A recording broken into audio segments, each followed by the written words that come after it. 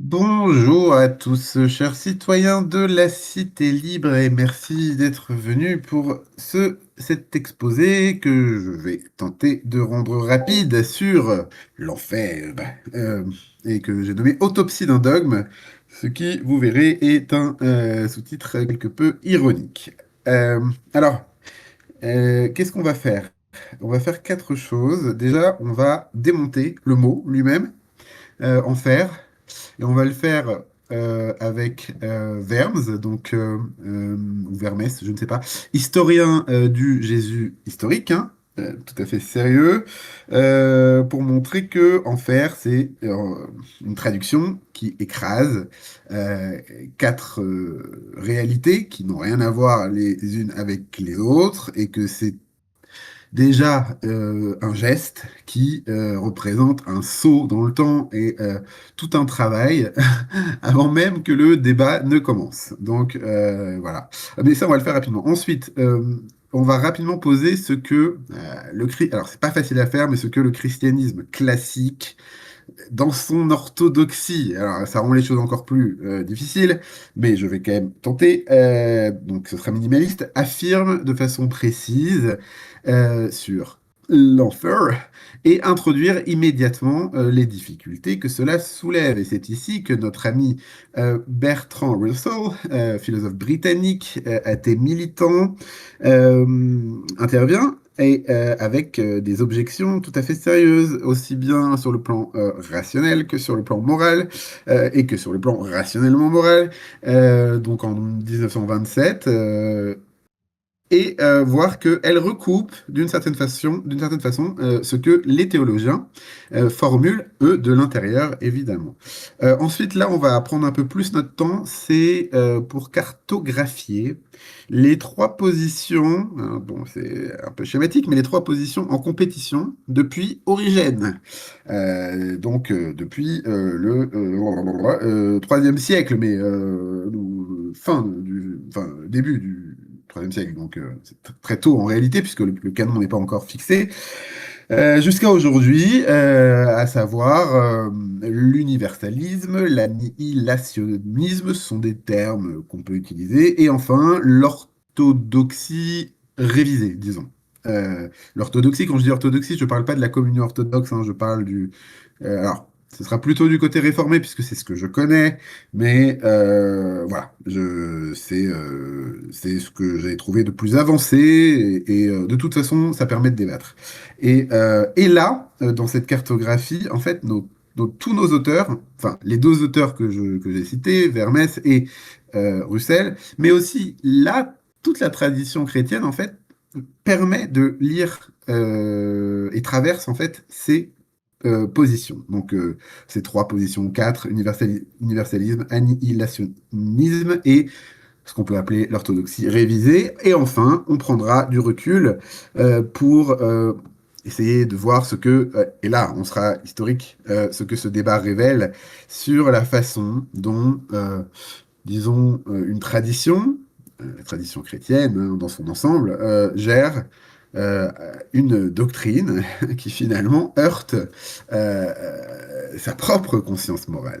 Donc, alors c'est une question, il faut le dire, qui théologiquement est difficile à isoler, hein, euh, qui est très rarement traitée frontalement ou sérieusement, que ce soit au sein du christianisme, même à haut niveau, hein, même dans les livres de doctrine, les trucs systématiques et tout sérieux, il n'y a pas beaucoup de pages là-dessus. Bon, encore plus ce côté...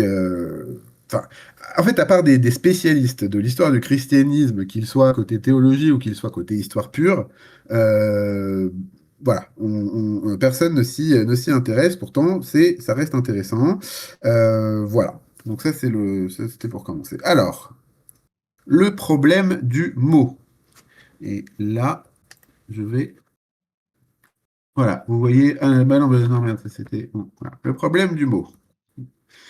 Euh, En fait, le mot enfer, hein, il vient du latin infernum, qui littéralement signifie ce qui est en bas.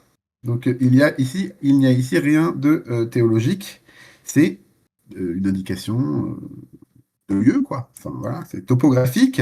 Dante n'a pas inventé le mot, hein. Il a simplement utilisé une métaphore spatiale qui existait depuis dans la lignée de Jérôme et des Bibles latines. Et voilà, en fait, ce mot, il a servi à traduire dans les versions latines de la Bible qu'on a beaucoup perdu en réalité, quatre termes hébreux et grecs qui ne disent pas la même réalité. Et voilà, ça nous a fait sauter des millénaires. Donc, vous voyez à l'écran les quatre termes. On a Sheol. Sheol, de l'hébreu, séjour de tous les morts, Hadès, grec, équivalent biblique, attention, hein, là on reste au niveau biblique, théologique, etc. Hadès, équivalent du Sheol. L'AGN, c'est le terme qu'utilise Jésus, enfin, c'est le terme qu'utilise, oui, oui, Jésus, dans les évangiles, hein. En fait, c'est la vallée, c'est un endroit concret, hein, attendez, hop là, je vous le montre.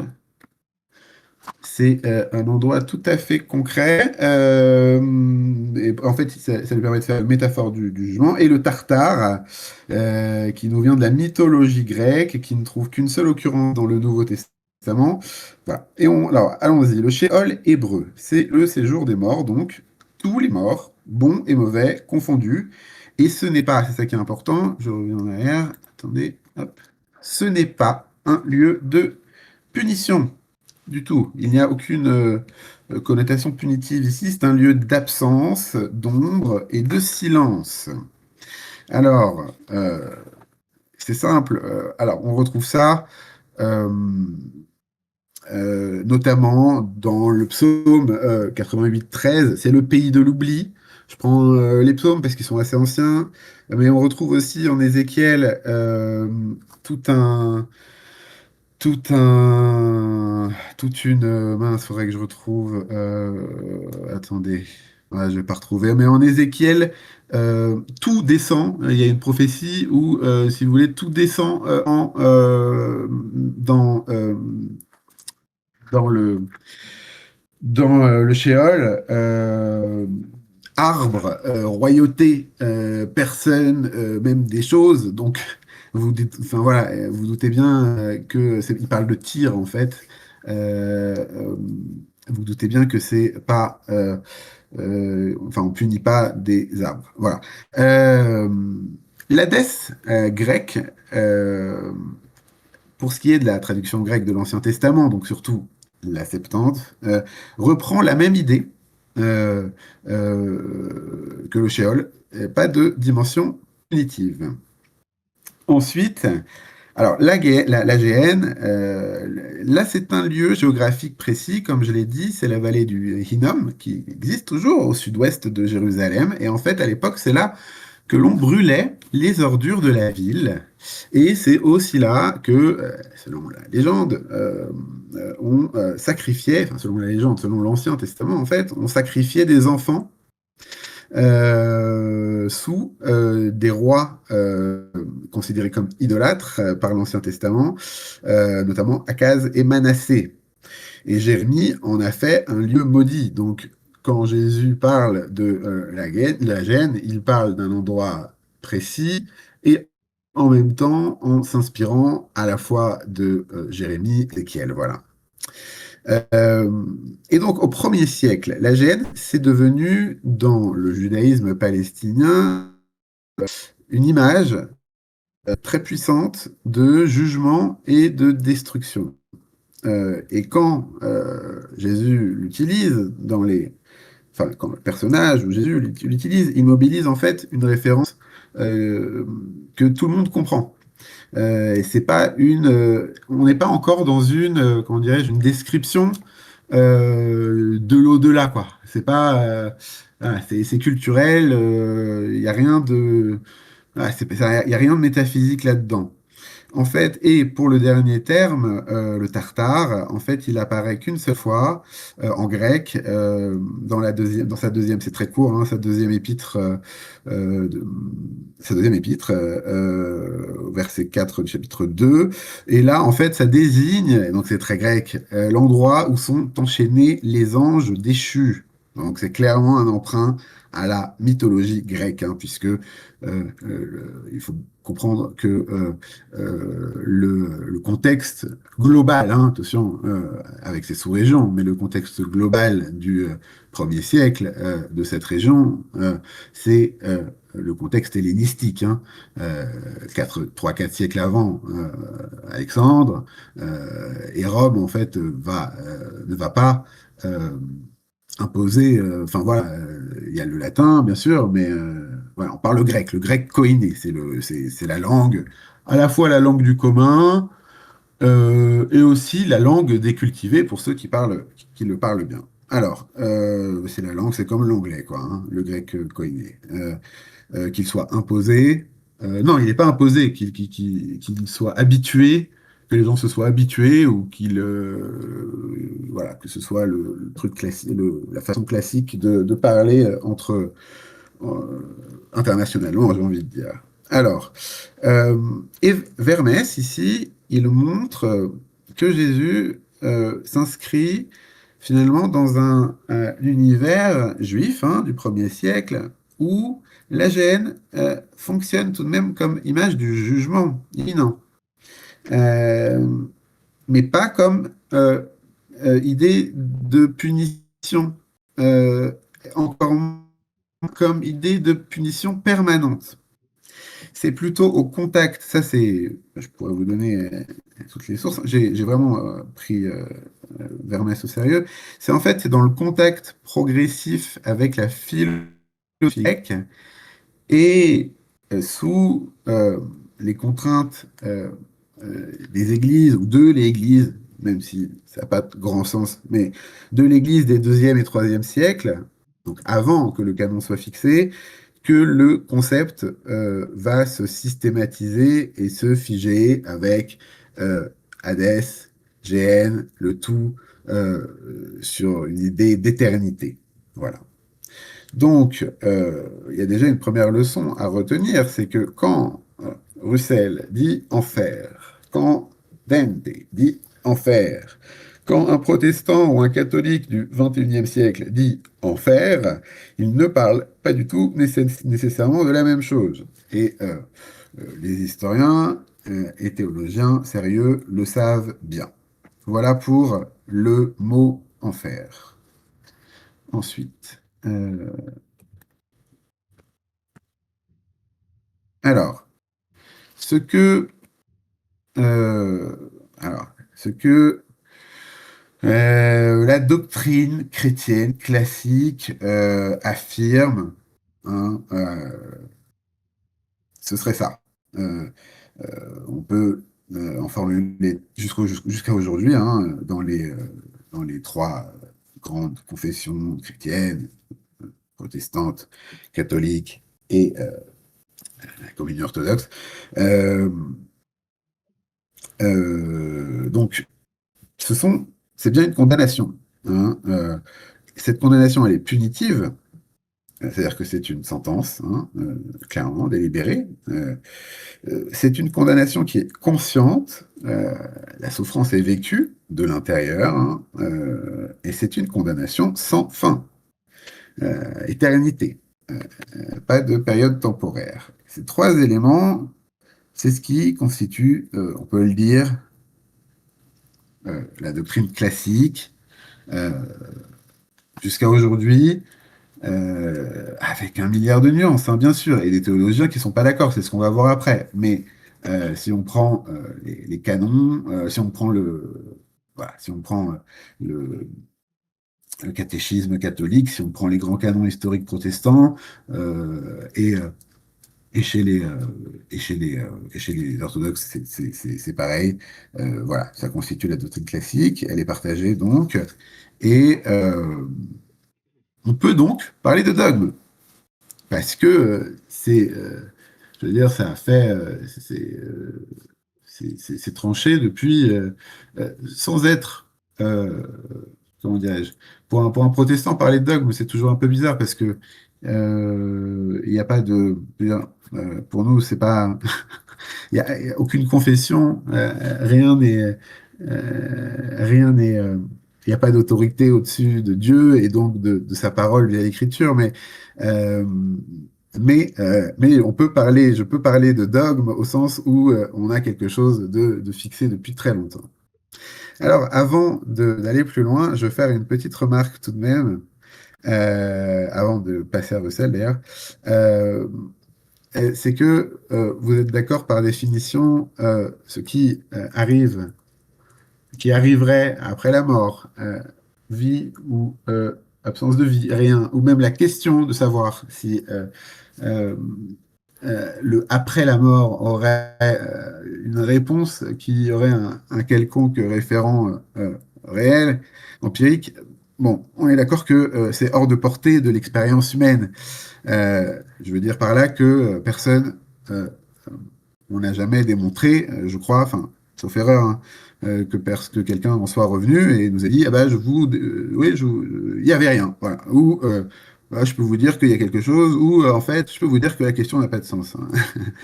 Donc le registre, quoi qu'il en soit, et ça, tout le monde le reconnaît, c'est celui de la métaphore, de l'analogie et pour la théologie de l'interprétation. Et parfois de l'interprétation très chargée. Vous voyez bien enfin, on va voir. Et cela vaut, voilà, cela vaut pour les chrétiens comme pour les non-chrétiens.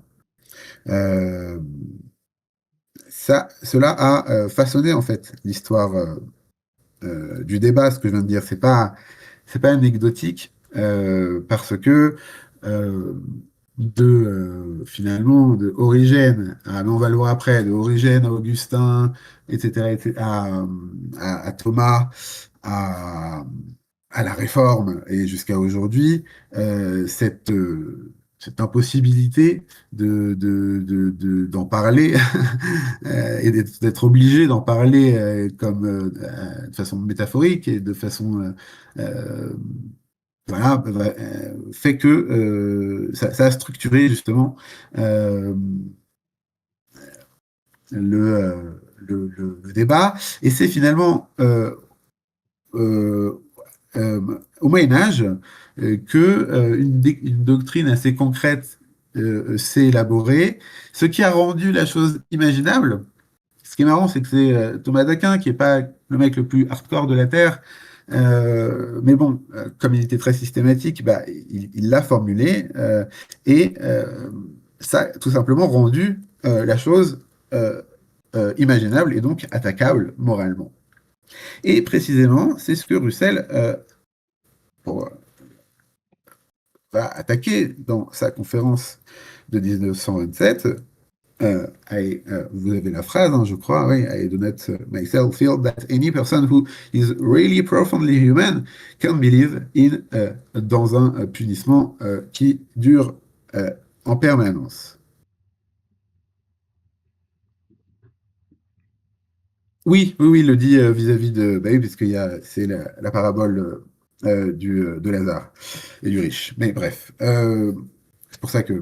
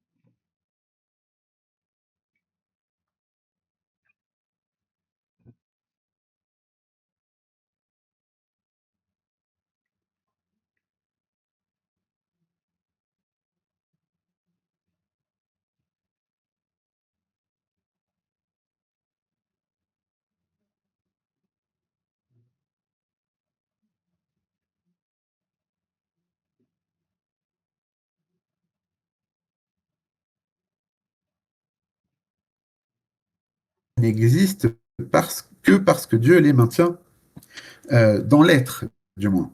Euh, et si les damnés souffrent éternellement, eh bien, c'est que Dieu le veut activement. Voilà. Donc, trois difficultés qui ne pèsent pas de la même façon, en fait, selon les confessions. Je ne sais pas si je l'ai mis, mais ça, je veux quand même l'indiquer parce que, ouais, je l'ai mis. Je veux quand même l'indiquer parce que c'est important. Elles ne pèsent pas de la même façon selon les confessions, et c'est là, en fait, que les positions divergent. Pourquoi elles ne pèsent pas de la même façon selon les confessions? Parce que la question de l'enfer, ou l'enfer, entre guillemets, n'est pas arbitraire. Alors déjà, en fait, terminologiquement, il faudrait dire l'enfer, ça fait partie de la théologie des fins dernières, on va dire, et à l'intérieur de la doctrine des peines éternelles. Voilà. Mais on utilise enfer parce que ça va plus vite. Euh, oui, oui, l'enfer, c'est les autres, exactement. Mm.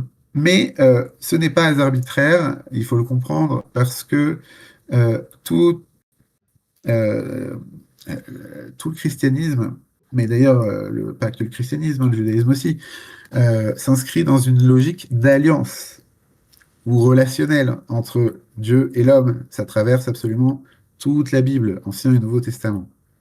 Et donc, pour le dire très vite, réduire, c'est là qu'est le souci, réduire le poids du péché et de ses conséquences, c'est, euh, d'une certaine façon, je le formule de façon trop logique, mais c'est réduire le poids de la grâce, de la bonté de Dieu, en fait. Parce que amour et justice, et je ne vais pas aller sur l'expiation, etc., etc., mais amour et justice sont deux choses que chez Dieu, on ne peut pas séparer. C'est deux faces complémentaires. Un Dieu injuste, c'est un Dieu qui n'aime pas. Un Dieu qui n'aime pas, c'est un Dieu injuste. Voilà. Seulement, la façon dont on comprend le rôle de Dieu peut tout changer. Alors, j'ai essayé de faire une petite euh, distribution. Côté catholique, euh, il y a le fait, c'est plus compliqué que ça, il y a le fait que la grâce peut agir hors des voies explicites de l'Église depuis, en fait, toujours, mais ça se voit aussi pas mal dans Vatican II, mais à savoir que le salut des non-croyants, il est toujours envisageable. Ça, en fait, les trois difficultés dont j'ai parlé avant, elles restent tout à fait réelles, mais elles sont, disons, partiellement absorbées par cette ouverture. Côté, alors je l'ai appelé libre arbitre. En fait, on pourrait ranger vraiment plein de choses là-dessous. Il y a des protestants qui le disent, il y a des catholiques, et voilà, il y a vraiment plein de. Mais c'est l'idée qui est assez centrale, et vous avez entendu l'idée que l'enfer est le résultat d'un refus libre et humain, et non d'un décret divin. Et donc,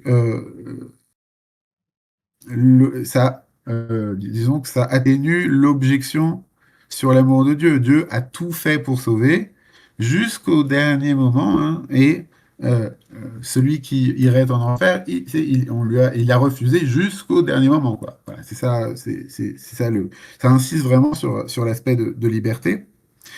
Euh, ensuite, alors le côté calviniste classique, ça il faut le comprendre. Euh, donc c'est important parce que on le comprend pas toujours.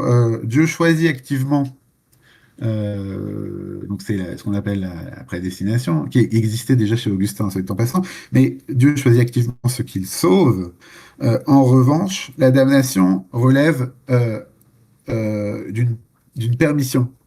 pas d'un toi tu es damné. C'est pas la question. Et cette distinction, elle est soigneusement euh, elle est chez Calvin, elle est soigneusement consignée dans les canons et les confessions historiques protestantes. Ensuite, on a un calvinisme radical euh, qui existe, hélas, enfin, ou pas, enfin si, hélas, où là on a une symétrie totale, Dieu décrète le salut et décrète de la même façon la damnation avant même que l'homme ait péché. Et là, pour le coup, les objections de Russell, elles ont prise totale. De toute façon, elles ont prise sur tout, chacune des trois, enfin les quatre, les quatre points, il n'y a pas de, il y a pas de, il y a pas de débat ici. Euh, et euh, pour parler des situations humaines, euh, côté protestant, réformé, je veux quand même en parler parce que sinon on n'a pas l'aspect vivant de la chose. Euh, les, euh, les, les bienheureux, les sauvés, sont immédiatement auprès de Dieu à la mort. Donc face à un proche décédé, qu'il soit, quel qu'il soit, qu'il ait été athée toute sa vie, etc., etc., on, ouais, enfin, personnellement, puisque c'est plutôt ma tradition, ouais, et je fais pas de calcul, quoi. Je me demande pas, je compte pas, est-ce qu'il a ceci, cela. J'ai confiance, en fait. Je sais, Dieu est juste et qu'il connaît les cœurs mieux que moi. Et, et je peux me formuler en moi, en interne, le fait que même une personne athée, voilà, est athée, enfin qui se disait athée, et qui l'était, et pour diverses raisons, est bien heureuse. Et voilà. Côté catholique, il y a cette idée de purification avant d'être auprès de Dieu. Alors ça ouvre des voies. Euh, Toute la voie d'espérance qui est pour les proches, qui est belle, qui est évidemment humaine et que j'ai aussi, mais qui peut complexifier un peu le tableau, je trouve, du point de vue psychologique. Mais en tout cas, il y a un point commun qui est essentiel et qui traverse l'ensemble de toutes les traditions chrétiennes. Il n'y en a pas une, même toutes, qui toutes interdisent de se prononcer, même en pensée, sur la damnation d'un individu en particulier. C'est un jugement qui appartient à Dieu seul. On retrouve beaucoup de... enfin, ça traverse le Nouveau Testament. C'est d'ailleurs, c'est aussi institutionnel. C'est pour le coup, voilà. Tant qu'une personne vit, son histoire n'est pas close. Ça, c'est clair et net. Euh, donc, voilà, je voulais insister sur cet aspect humain qui sort un peu des systèmes. Euh, et ça nous permet de rentrer vraiment dans les positions en, entre guillemets, en compétition. Donc, euh, l'universalisme, ça c'est l'idée que bah, tout simplement tous les êtres humains, sans exception, seront finalement sauvés. Cela a un nom qui vient euh, qui nous est donné par Origène, euh, apokatastase, mot grec qui veut dire en fait rétablissement de toute chose. En fait, on le retrouve en Acte 3, 21. Donc là, Logos, Acte 3, 21. Alors, à chaque fois que je vous cite des versets, je ne sais pas, ça sort pas de. C'est directement lié à l'enfer, le paradis, etc., etc., hein. Ce n'est pas donc.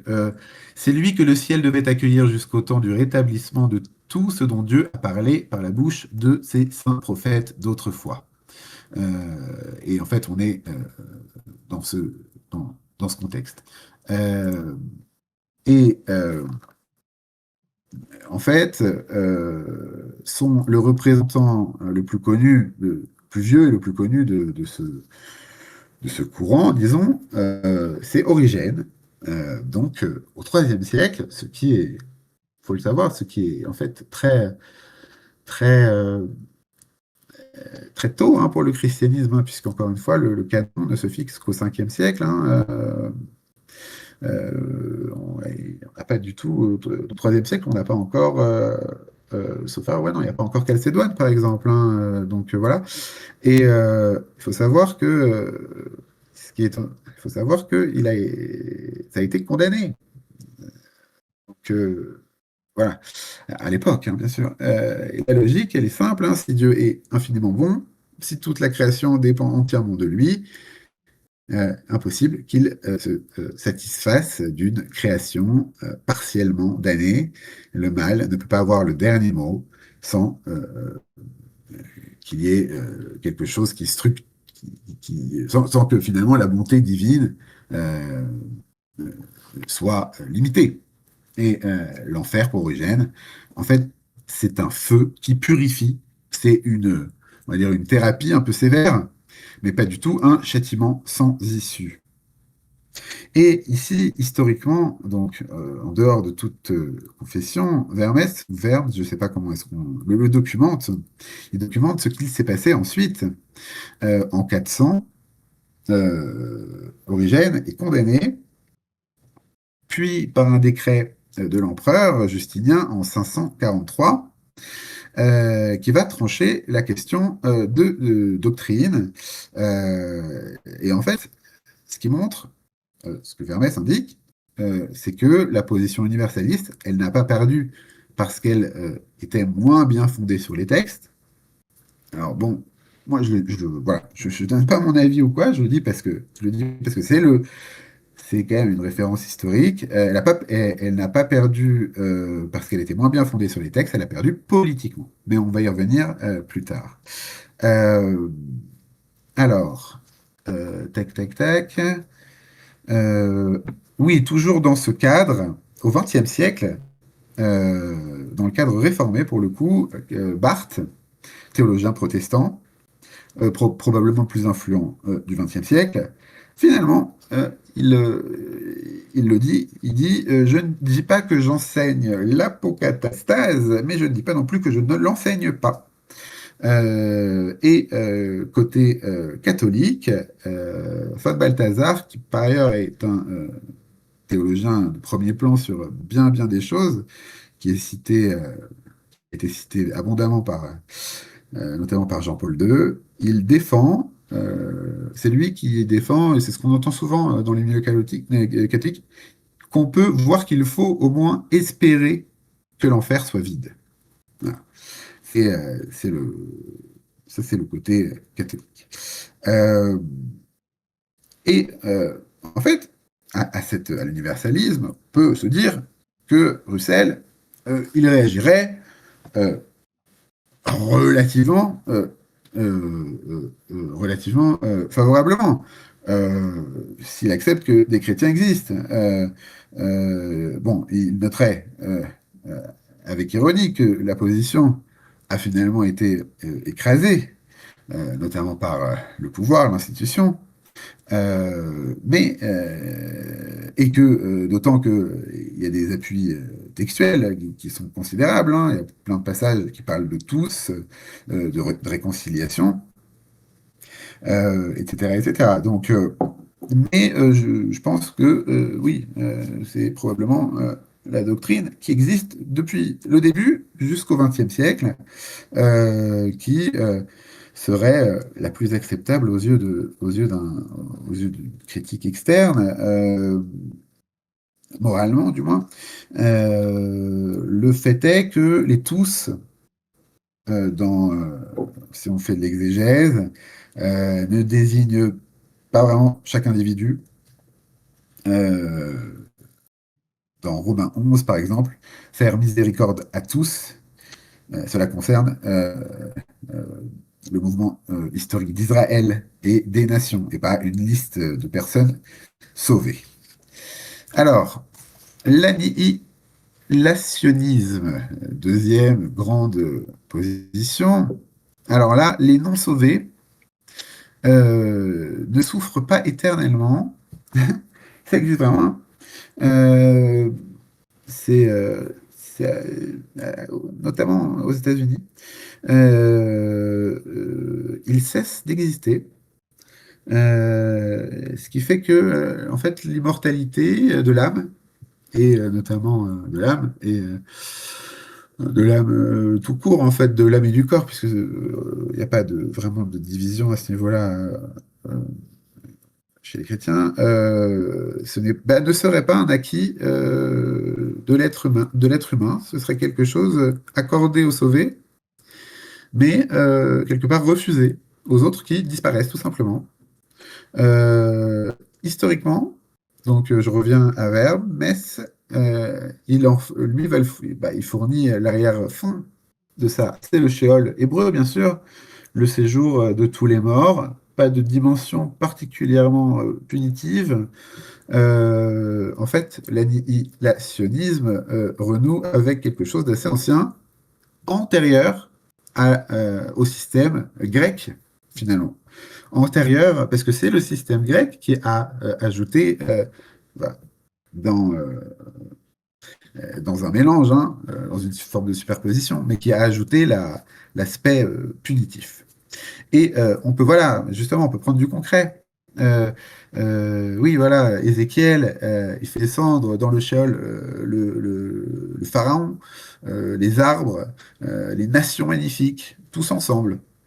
En Ézéchiel chapitre 31, les arbres d'Éden, eux-mêmes, ils sont consolés. Donc voilà, ça peut pas être une punition, c'est juste le lieu de tous les morts. On va retrouver ça, c'est assez particulier, mais on va retrouver ça euh, dans un, dans l'évangélisme américain, John Stott, conseiller de Billy Graham, qui est l'une des figures théologiquement les plus respectées de l'évangélisme. Euh, voilà, c'est pas des théologiens marginaux sur le plan mondial, hein, c'est pas du tout ma came évidemment, mais voilà. Et en fait, voilà, l'argument principal, c'est que dans la Bible, on lit périssent, sont détruits, disparaît, le feu qui consume et donc qui anéantit et qui ne peut pas maintenir indéfiniment en combustion. Implicitement, euh, faut à se demander ce qu'en penserait Russell, parce que ce qui lui déplaît, le centre, ce qui lui déplaît, c'est l'idée de torture éternelle, consciente. Un Dieu qui, bon, voilà, met fin à l'existence, plutôt que de torturer, moralement, je suppose que ça lui semblerait un peu moins défendable.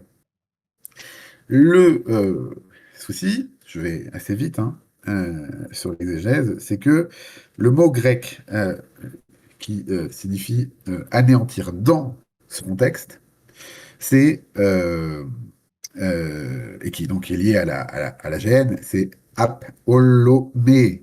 Et il signifie étymologiquement réduire à l'impuissance, d'abord, et pas faire cesser d'exister. Donc, bon, je pourrais donner d'autres exemples. D'ailleurs, oui, il y en a une autre. Euh, Là où c'est très très clair, c'est parce que il en parle donc en fait, je veux dire, il en parle de façon évidente. Matthieu, Matthieu 25, euh, Matthieu 25, quel verset, Raphaël? Matthieu 25, bon, je le trouverai, de toute façon, je crois que c'est à la fin. Matt 25, ouais, ça va être 46. Voilà. 46. Bah, 25, ouais. Hop, voilà. Voilà, oui, bah oui. Et ceux-ci iront, donc alors il leur répondra, etc. Et ceux-ci iront au châtiment éternel, mais les justes à la vie éternelle. Et en fait, c'est quand même le texte, il est dans les évangiles, il y en a d'autres, hein, mais euh, il y a une symétrie qui est totalement rigoureuse parce que les termes pour éternel d'un côté, pour vie éternelle et pour châtiment éternel, c'est donc un adjectif et c'est le même adjectif grec exactement pour les deux. Ce qu'on retrouve en fait chez Paul, ce qu'on retrouve en Apocalypse aussi, adjectif qui est aeo, neos. Et ceci en châtiment éternel, mais juste à la vie éternelle. Et l'Apocalypse utilise donc la même formule, la plus forte disponible en grec, pour exprimer une durée sans fin. Alors, l'orthodoxie, disons, révisée, euh, c'est là où, en fait, en tout cas, pour ce qui est des réformés, parce que bon, chez les catholiques, c'est différent, mais c'est là où les réformés contemporains débattent, tout simplement, beaucoup, et où, d'une certaine façon, euh, on a vraiment on pourrait établir un dialogue, en tout cas moral, vraiment, entre Russell et chacun de ces théologiens. Parce que le point de départ, il est commun. Les damnés existent éternellement, conscience, souffrent, mais comment? C'est ça le point. Euh, alors, il y a une réponse qui est ultra populaire. C'est de l'apologétique. Ça vient d'un anglican qui s'appelle Lewis et qui indique que, tout simplement, et vous connaissez l'argument, l'enfer est verrouillé de l'intérieur. Les damnés haïssent Dieu, ils sont en révolte permanente et ils refusent obstinément de sortir. Hein. Voilà comment existent les damnés.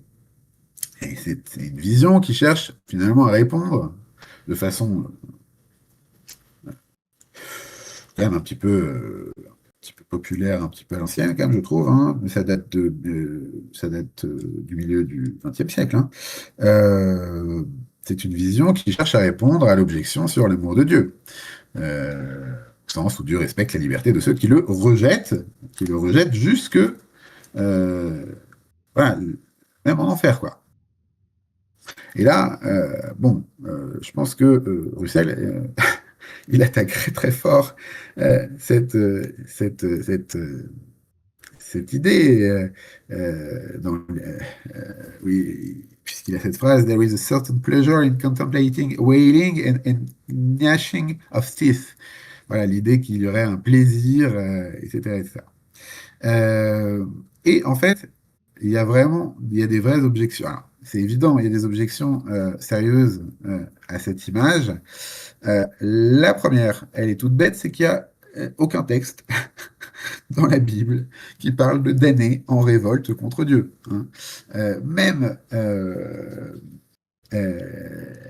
les théologiens de l'évangélisme américain reconnaissent qu'il n'y a pas de texte pour ça. Et d'ailleurs, t'en parlais, je pense, tu faisais référence à ça, dans la parabole de Lazare et du mauvais riche, on a un dialogue qui s'établit entre Abraham, c'est un peu bizarre, ce n'est qu'une parabole, mais c'est une parabole particulière, c'est chez Luc, hein, en Luc, c'est Luc 19-31, chapitre 16, 19-31, si vous voulez noter. C'est une parabole spéciale, puisqu'en règle générale, Jésus il n'y a pas de nom dans ces paraboles, c'est c'est très, c'est général. Là, on a des noms. Et donc, ils discutent, enfin, ils discutent, ils échangent, et en fait, l'homme qui est, enfin, le mauvais riche, qui est donc en enfer, entre guillemets, euh, il n'est pas du tout en train de se plaindre contre Dieu. Je veux dire, en tout cas, il y a comme une reconnaissance implicite du fait oui, qu'il soit, que sa situation est conséquence de ce qu'il a fait, puisqu'il demande à ce que le pont soit rouvert, et on lui dit bah désolé, c'est pas trop possible, mais voilà. Mais en tout cas, il n'est pas du tout en train de se plaindre de sa situation. Donc voilà, deux objections quand même. à cette idée de damnés qui continueraient à hurler en enfer. Euh, et tac, tac, tac. Donc, euh, oui, là, attendez, pardon. Oui, la deuxième, elle reprend en fait, donc ce dont je viens de parler, elle reprend la difficulté dont on a parlé juste avant, à savoir que si les damnés ne persistent dans l'existence que parce que Dieu les maintient, eh bien, la dépendance totale à l'égard de Dieu, elle est difficilement compatible avec une révolte permanente contre lui. Là, euh, on est obligé de rentrer dans des choses très interprétatives, hein, mais qui peuvent se fonder sur de l'exégèse sérieuse, c'est-à-dire à la fois au niveau linguistique et en contexte, à savoir que le péché n'a pas à se commettre dans le châtiment. Euh, à savoir que les damnés voilà, reconnaissent la justice du jugement, bien sûr pas comme un acte de salut, mais comme une reconnaissance lucide, contrainte. Et en fait, il y a un terme qui est utilisé dans plusieurs épîtres dans ce contexte-là, qui est précisément apokatallasso. On le retrouve en Colossiens, on le retrouve en Philippiens, pas directement, mais ça veut dire la même chose. Tout genou fléchira en Philippiens. Où l'idée est de pacifier toute chose. L'idée, c'est de remettre dans l'ordre, pas sauver, remettre dans l'ordre. Voilà. Donc, c'est la première réponse à cette idée enfin, à cette objection hein, des damnés qui enfin, de la dépendance à l'égard de Dieu, difficilement compatible avec une révolte contre lui. Et deuxièmement, le châtiment éternel dans le Nouveau Testament, il est souvent appelé seconde mort parce que dans une perspective biblique, la mort est fixité totale, euh, parce que ça vient en fait finalement du judaïsme, hein, absence d'avenir, impossibilité d'agir, etc., etc. Les damnés existent, mais ils sont morts. Euh, et donc, voilà, l'orthodoxie révisée en tire que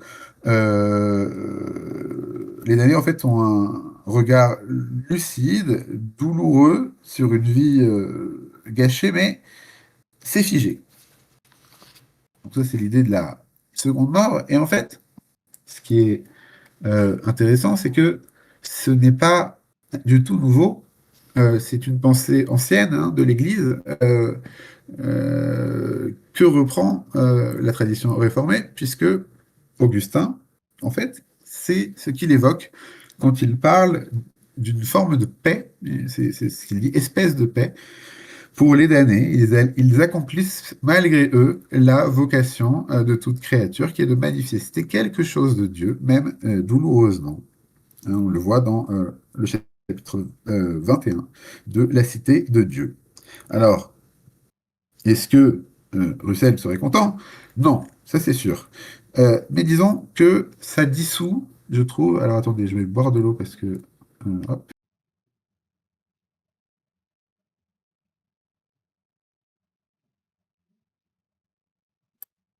Ça dissout, ça dissout euh, la version haineuse, la version de torture active, tout le côté Dieu sadique. Et en fait, ce qui est intéressant, je trouve, c'est que c'est peut-être un petit peu plus difficile à attaquer moralement, si on accepte qu'il y ait que les chrétiens aient le droit d'exister et que voilà. C'est un petit peu plus difficile à attaquer moralement. Euh, en revanche, c'est beaucoup plus difficile à défendre, puisque ça passe par l'exégèse assez technique, etc., etc., un retour à Augustin. Enfin, bon, c'est, voilà. Et ça, je trouve ça assez, assez intéressant que ce soit voilà, plus difficile, un petit peu, enfin, que ça réponde d'une certaine façon à l'aspect voilà, de haine, de torture et de sadisme, mais qu'en même temps, comment défendre ça? Enfin, voilà, si tu te mets à défendre ça face à un athée qui vient t'embêter sur l'enfer ou je sais pas quoi, bon, et que tu lui sors de l'exégèse et de la théologie et de la patristique, il va dire what the fuck, c'est sûr. Voilà. Donc voilà, hein, je reste là, je vous dis les choses telles qu'elles sont, enfin telles qu'elles sont, hein, en résumé, hein, mais c'est quand même trois positions. Alors la position orthodoxe, je vous l'ai donnée au début, hein, elle est simple, elle est simple, condamnation punitive, condamnation consciente, condamnation sans fin. Et l'orthodoxie révisée ne la change pas. Ça n'empêche pas qu'il y ait eu l'universalisme et l'annihilationnisme qui existent. Voilà. Mais au moins, vous voyez, voilà, c'est une cartographie finalement de l'état des choses. Et j'ai essayé de montrer aussi, je connais pas très bien, mais je connais suffisamment quand même les catholiques pour, euh, pour en parler. Et donc, finalement, mince. Finalement, si tu n'y arrives pas, Raphaël, t'as un souci. Voilà. Ah non, j'ai passé tous les. Je suis bête, j'avais fait tous des trucs. Bon, c'est pas grave, désolé. Qu'est-ce que ce débat révèle? Euh, donc, ah bah, je vais aller dans l'histoire, hein. Je l'ai dit, je vais pas me laisser entraîner dans mes velléités confessante, mais Vermes ou Vermès, il conclut, donc j'ai lu son bouquin entièrement, il n'est pas hyper long, un petit peu, euh, le manifeste ou le petit bouquin de Roussel, il est très court, pour le coup, donc c'était pas hyper compliqué, mais Vermès, donc il conclut son étude par une thèse qui est, c'est au chapitre 11, hein, From Charisma to Dogma, euh, par une thèse qui est forte, à savoir que le passage au dogme institutionnel n'est pas une clarification progressive de vérité préexistante, ce qui est, je veux dire, ce qui est, voilà, oui, ce qui est contraire à toute doctrine, aux doctrines chrétiennes, toutes, hein. C'est toujours, on découvre des choses qui existent déjà là. C'est pas on n'invente rien, sinon c'est un peu embêtant. Et donc, donc pour Vermet, c'est une série de choix sous pression théologique, philosophique, politique, institutionnelle, dont certains de ces choix auraient pu aller autrement. Et le cas Origène, qui est quand même le premier à avoir cherché à systématiser et qui penchait pour l'universalisme, l'illustre très bien. Mais je le disais, on a le concile d'Alexandrie, et l'édit de Justin et Constantinople. Euh, la position universaliste, elle n'a pas perdu parce qu'elle était moins bien fondée sur les textes, hein, c'est lui qui le dit. Elle l'a perdu, mais voilà, elle a perdu parce elle a perdu politiquement. Et lui, il dit, mais ça a du sens, hein, franchement. La logique de l'enseignement de Jésus soutient la conclusion d'Origène. Et ce n'est pas un croyant qui dit ça, hein, c'est un historien qui, ouais, oui, enfin, était juif, mais bon, vous regarderez sa fiche Wikipédia, il est loin d'être dans une position confessionnelle. Alors, est-ce que cela signifie que le dogme est faux? Bah, ça n'a pas tellement de sens de dire ça. Cela signifie qu'il est ancré, hein, dans une histoire, qu'il est le produit d'une tradition qui délibère, qui tranche, parfois sous influence extérieure, hein, nous dit Verve, et étant quand même un peu lucide, je vais pas dire l'inverse. Et puis en plus, voilà, et les conclusions auraient pu être différentes. Et ce que aussi ce débat révèle, c'est quelque chose sur la structure, je dirais, de toute tradition de pensée qui produit de très grands corpus avec autant d'influence sur des millénaires, à savoir que quand une doctrine heurte l'intuition morale de ceux-là même qui la professent, il y a toujours deux stratégies, soit réinterpréter pour adoucir, universalisme, annihilationnisme, soit maintenir en affinant, ce qui est ce que je vous ai montré avec l'orthodoxie euh, l'orthodoxie révisée. Les deux demeurent honnêtes et elles correspondent à des façons différentes de peser les textes,